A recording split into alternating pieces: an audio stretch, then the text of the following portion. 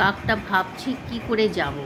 আর একটা কাক আসলো, আসার পর ওই যে খাবার রাখা হয়েছে, এবার ভাবছে ও যে আমি কিভাবে খাবো। যাক, নেমেছে। নামার পর এবার দেখি খায় কি না। আসছে, এদিক ওদিক তাকাচ্ছে, আবার উড়ে চলে গেল। ওখানে বসে, ওখানে আর একটা কাক এসছে, আর একটা কাক এসছে, 3টে কাক এসছে, আর একটা কাক আসছে। একটা ছিল, 4টে কাক হয়েছে। নেমেছে আর একজন কাক সাহসিকতার সাথে, এবার ঠুকরে নিয়েছে আলু সেদ্ধটা।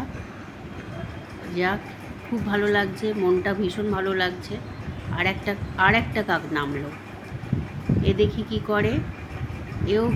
ও বাবা, গোটা আলু সেদ্ধটাই তুলে নিল। বাকিরা কি খাবে এবার? শুধু ভাত?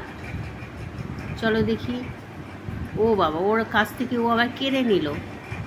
আচ্ছা, এর জন্য অবশিষ্ট কিছু রইল না। যা,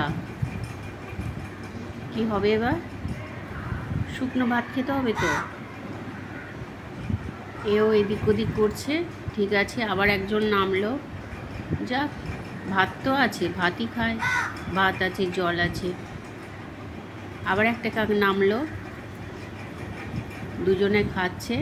এ ভাবছে যাবো কিনা। বাস, এই তো দলবদ্ধভাবে খাওয়ার আনন্দটাই আলাদা।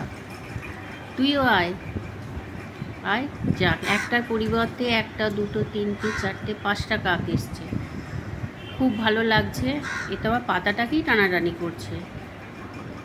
ভাবছি কি করে নিয়ে যাব পাতাটাকে। 3জন মিলে এসছে। বাহ, কি সুন্দর।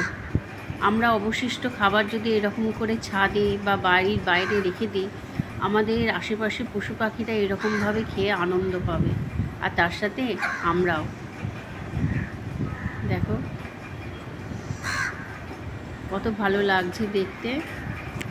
আর আমি একটু দূরে ক্যামেরা বন্দি করছি, কারণ আমি অনেকটা দূরে রয়েছি, ওরা আসবে না বলে। মনটা ভীষণ ভালো লাগছে।